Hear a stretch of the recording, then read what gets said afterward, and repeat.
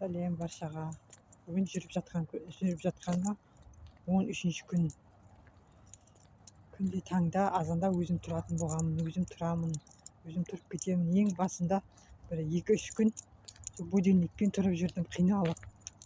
Қазір өзім тұрып кете беремін. Кейде тойға неге баратын кезде бұзылып кетеді жүретін. Тойға барған күні ертесіне уже тұра алмай қаламын, жүре алмай қаламын. Кеш жатасың, сондай. Ертесіне әйтеуір асқазаным бұзылып, асқазаным ауырады. Сөйтіп жүре алмай қаламын. Бір күн, 2 күн сөйтіп өтіп кетеді.